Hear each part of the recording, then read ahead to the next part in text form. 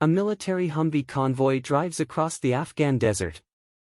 Tony Stark, Robert Downey Jr., a rich weapons developer, is riding in one of these with soldiers on duty.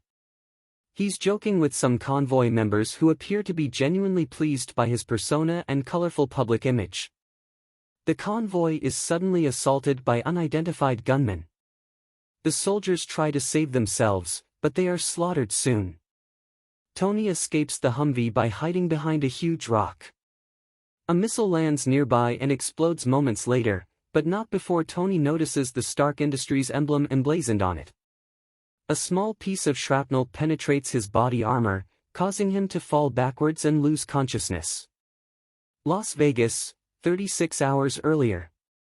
Tony Stark is on his way to Las Vegas to accept the Apogee Award. Tony's life story is documented in a presentation. Tony Stark, the son of famed weapons developer Howard Stark, is a child prodigy who built his first circuit board at the age of 4, his first V8 engine at the age of 6, and graduated summa cum laude from MIT at the age of 17. His parents were murdered in a car accident in 1991, and when he was 21, he took over as CEO of Stark Industries, a position he still holds today. Colonel James "Rhodey" Rhodes, Terrence Howard, prepares to present the prize to Tony, but Tony is not present. Obadiah Stane, Jeff Bridges, Tony's right-hand guy, and his father's old partner, takes the award in Tony's place. Tony is later discovered partying in a casino by Rhodey. A reporter called Christine Everhart, Leslie Bibb, stops Stark on his way out with some concerns about the ethics of his weapons business. Stark deflects her questions with quick jabs, and the two wind up spending the night together at Tony's Malibu oceanfront home. Christine is awakened the next morning by a voice on a computer monitor. It's Jarvis, voiced by Paul Bettany, the artificially intelligent program in charge of Tony's home and research facility. Tony's human assistant, Virginia Pepper Potts, Gwyneth Paltrow, greets Christine as she leaves the house. Pepper assists Tony with some business before Tony departs for the airport, where his plane awaits. Tony converses with Rhodey while in flight. Tony tries to get Rhodey to relax in response to Rhodey's dissatisfaction with Tony's relaxed attitude. They're soon intoxicated and smirking at the flight attendants. Tony comes at an Afghan military base to show off his company's latest creation, the Jericho, an advanced supermissile system. Tony receives a phone call from Obadiah following the demonstration, and they are both delighted with how the show went. Tony refuses to ride with Rhodey and takes off in another Humvee, where the ambush from the beginning of the story occurs. Tony regains consciousness in a cave many years later. A bizarre contraption, haphazardly connected to a car battery, is attached to his chest. Dr. Ho Insun, Sean Tubb, another detainee, tells that he operated on Tony but was unable to remove all of the shrapnel. Insun devised a device, effectively an electromagnet, to prevent the remaining fragments from shifting and inflicting additional harm to his heart. The militants who kidnapped Tony and Insun walk into the room. They want Tony to construct them a Jericho missile, according to Insun.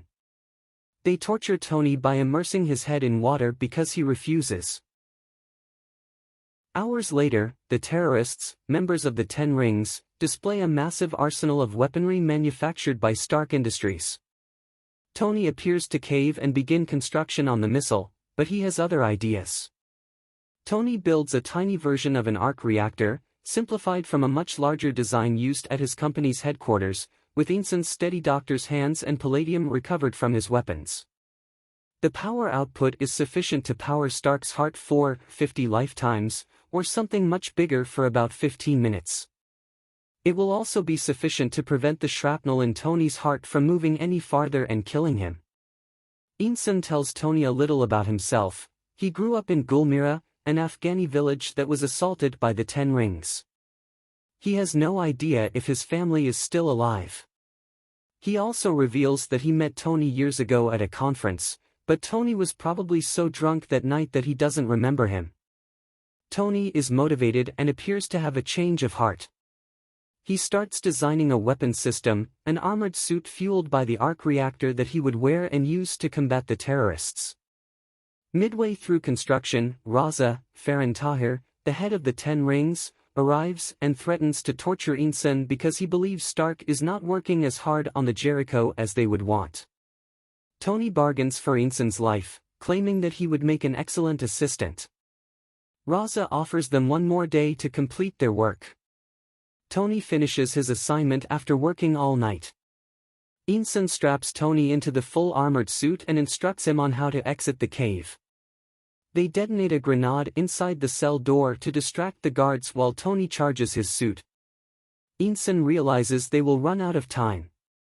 Despite Tony's protests, he gets a gun and flees to distract the remaining guards. Tony muscled his way through the cave, his suit now fully charged. The guards try to stop him, but his suit deflects their weapon fire easily, and he beats or kills them. He also launches one of the suit's missiles towards Raza, who is thrown out of the way by the blast. Stark discovers Insun, mortally wounded, halfway out of the cavern. Insun confesses that sacrificing himself so Tony could escape was his intention. Insun's family is already dead, and he will meet them again in the afterlife.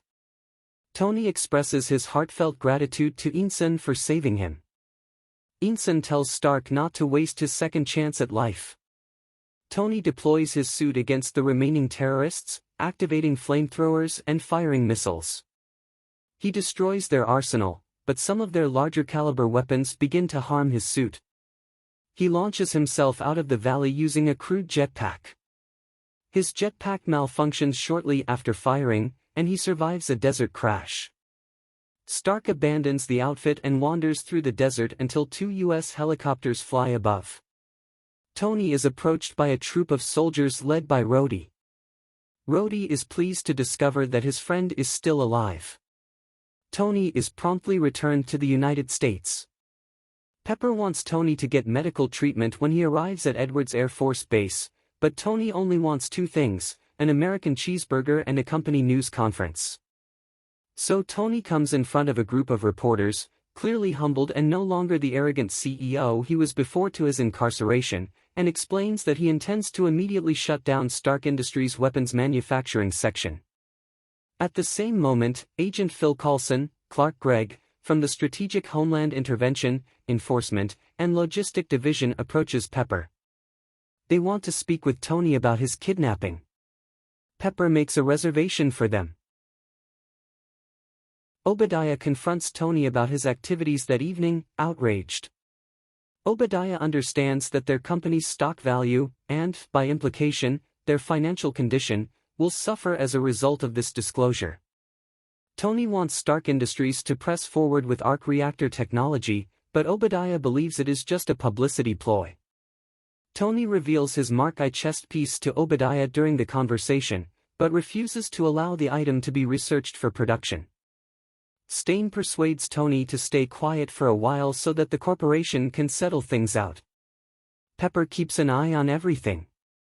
When Tony pleads for her assistance, Jim Cramer delivers a stinging news report on Mad Money on the declining worth of Stark Industries. He's created an upgraded and much more powerful mini-arc reactor, the Mark II chest piece, but can't install it without assistance. His assisting robot, Dummy, tried but failed to insert the arc reactor, and Pepper's hands are too small to fit inside Tony's chest chamber. Pepper unintentionally cuts the cords for the old reactor too quickly, causing Tony to go into cardiac arrest. They complete the procedure on schedule. Tony instructs Pepper to destroy the old model since he is not sentimental. Tony pays a visit to Rhodes and requests assistance with a new private project. Rhodey disagrees with Tony's attitude. He believes Tony has post-traumatic stress disorder as a result of his capture and requires time to recuperate. Tony seeks assistance from his other best friend, Jarvis. Tony's idea is revealed to be an improvement to his armored suit, dubbed Mark II. The suit from the terrorist cave was Mark I.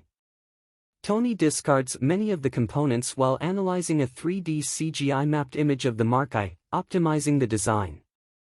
Meanwhile, Raza searches the desert for all components of Tony's Mark I suit, having survived his encounter with Stark and being gravely disfigured by the rocket attack in the cave. Tony determines that the first task is to develop the armor's flight system. He develops repulsors for the feet and palm-mounted stabilizers for balance after the leg-mounted jets prove too unstable. When Pepper is testing the stabilizers, they discover that it also produces a powerful repulsion beam that might be used as a weapon. The repulsor blows him backward in his first test. Pepper leaves a present of a paper-wrapped package on Tony's desk. Obadiah pays Tony a visit and informs him that the board of directors has filed an injunction to seize control of Stark Industries. Tony is unconcerned because he still owns a majority stake in Stark Industries. Tony perfects his flight system after several failed and painful tries, and he is overjoyed at the idea of flying. The armored suit Mark II will be completed soon. It appears to be a simplified version of Tony's Mark I armor. Tony communicates with Jarvis to track the suit's progress. Tony, against Jarvis' caution, takes it for a test flight and is blown away by the suit's capability. Tony pushes the envelope for high-altitude flying, but the frigid air causes the suit to become ice-coated and his power supply to fail. Tony narrowly manages to reignite his thrusters in time to escape collapsing. Stark arrives home, but his armor is so hefty that it shatters 3 stories of his mansion and destroys one of his beloved sports cars. As Tony recovers from his crash landing, he opens the box Pepper had left behind. Within is the Mark I arc reactor, encased as a trophy with the caption, "Proof that Tony Stark has a heart." To overcome the icing and weight issues, Tony analyzes more data and decides to rebuild the suit using gold titanium from an old experiment. He directs Jarvis to add some hot rod red accent to the next outfit, designated Mark III, before departing for his annual benefit dinner while the new suit is being built and painted. Tony meets with Agent Coulson at the charity event, who is still curious about Tony's incident. Tony exits to dance with Pepper, and they spend a moonlit time together. Christine, the reporter Tony slept with before departing for Afghanistan, confronts him angrily, showing him images of his guns being used by a terrorist organization the day before in Gulmira, Inson's home village. When Tony confronts Obadiah about it, Obadiah discloses that he is the one who filed the injunction against Tony. Obadiah refers to himself as a ironmonger, and he has no qualms about selling weapons made by Stark Industries to both sides of the fight. Tony returns home, enraged. While there, he watches news reports about the deterioration of the situation in the Gulmira district. He puts his hand repulsors to the test, turning them into a weapon and blasting out many glass panes. When the new suit is finished, an automated robotic system fits it on his body. Stark takes a hypersonic flight to Gulmira, determined to redeem his company's wrongs. Terrorists are rounding up civilians in Gulmira for capture and execution as Tony arrives. His Mark III armor is far superior to theirs. He defeats the first gang of terrorists in seconds, using his superior weapons to take down numerous without causing any innocent fatalities. He leaves the leader of the group, Raz's chief lieutenant, alive and defenseless for the villagers to exact their vengeance on. Iron Man is blasted down by a tank shell while flying to gather his weapons. When he stands up, a second shell just misses him. He answers by launching a mini-missile at the tank, which destroys it. He destroys the captive Jericho missiles with the palm repulsors he invented. Raza arrives just in time to witness Tony fly away after they are destroyed. Tony is detected in flight by CENTCOM at Edwards Air Force Base, who misidentifies him as a renegade drone. Colonel Rhodes is questioned about any fresh developments. He contacts Tony, who professes to be unaware of what is going on. Meanwhile, Tony is being pursued by 2 F-22 Raptors. He tries to outrun the jets, but they are too fast. Tony calls Rhodes and admits that he is in charge of the unidentified craft. Tony sending in unauthorized equipment enrages Rhodey, who is shocked when Tony discloses that the equipment is actually himself and his new invention. One fighter plane hits Tony, sending him hurtling onto the wing of the second. The pilot must eject, but his parachute does not open. Still under fire, Iron Man flies in and deploys the parachute in time to save the pilot. Tony persuades Rhodey to dismiss the incident with the jets as a training exercise. When Tony returns home, Pepper catches him while the robotic system is removing his costume. The disassembly is not going as well as the construction, and Tony remarks that Pepper has seen him in far worse positions. Meanwhile, Stain pays a visit to the Ten Rings camp, stating that he hired the organization to capture and murder Tony, but when they made their recording, they realized who Tony was and wanted a far larger ransom. Stain immobilizes Raza and steals the remnants of the Mark I armor they have gathered, using a high-powered sonic device that induces temporary paralysis. Stain then orders that everyone in the camp be executed. Meanwhile, Stain pays a visit to the Ten Rings camp, stating that he hired the organization to capture and murder Tony, but when they made their recording, they realized who Tony was and wanted a far larger ransom. Stain immobilizes Raza and steals the remnants of the Mark I armor they have gathered, using a high-powered sonic device that induces temporary paralysis. Stain then orders that everyone in the camp be executed. Tony tries to get Pepper to assist him, feeling that nothing else matters but rescue the individuals he has put in danger. Tony's dedication moves Pepper, and he agrees. She enters Obadiah's office with a flash drive that has been designed to copy files from the computer. Pepper discovers a video from the terrorists revealing Obadiah was responsible for Tony's arrest as she sifts through stored files. Obadiah walks into the office and notices Pepper at the computer, but she manages to conceal what she is doing. She exits the office, but Obadiah realizes what she was up to as soon as he turns on the computer. Pepper sees Agent Coulson on the way out and tells him he can have his interview right away so he can accompany her safely out of the building. Obadiah meets with his development team to discuss his own armored suit based on the Mark I. They reconstructed the parts, but they are unable to miniaturize Stark's arc reactor. Stain is enraged, but he backs down when the main developer informs him he isn't the genius Tony is. Obadiah realizes he has another choice. Stain comes at Tony's house and uses the sonic weapon to paralyze him. Obadiah yanks out Tony's Mark II chest piece, mocking him about how it would be the flagship invention in a new era of warfare. Tony realizes after he leaves that he has only one chance for survival, the preserved arc reactor that Pepper gave him as a gift. He staggers down to his workshop and nearly dies while attempting to grab the reactor, which Dummy hands him. Tony installs the reactor just as Rhodey arrives. Tony is informed by Rhodey that 5 agents have gone to apprehend Obadiah, but he understands that this is far from enough manpower. Rhodey stands there in amazement of Tony's Iron Man armor as he watches him suit up. When Rhodey asks if Tony needs anything, Tony tells him to keep the skies clear. As Tony takes off, Rhodey notices the silver-colored prototype suit, the Mark II, and shakes his head, mumbling, "Next time." Pepper, Coulson, and a number of other agents arrive at Obadiah's laboratory. They discover the Mark I armor as well as a storage place where something else was stored. Just then, a massive robotic suit comes to life and attacks them. It's Obadiah's counterpart suit, codenamed the Ironmonger and powered by Tony's chest piece. While Tony is flying towards the research center, Jarvis informs him that he only has around half the power in the suit because the earlier chest component was not designed to power the Mark III during sustained flight. Tony arrives just as Obadiah is ready to carry out Pepper's execution. The two ironclad warriors start a massive brawl in the streets near Stark Industries, as Tony tries to protect any innocent citizens. Tony takes up into the sky, dragging Obadiah along with him. Obadiah struggles, but his suit soon begins to freeze. It has the same icing problem as Tony's Mark II. Tony hovers above as Obadiah begins to descend back to Earth. Tony falls down to Earth, landing on top of his plant and running on auxiliary backup power as the older arc reactor progressively loses power. Obadiah attacks Tony again on the ground.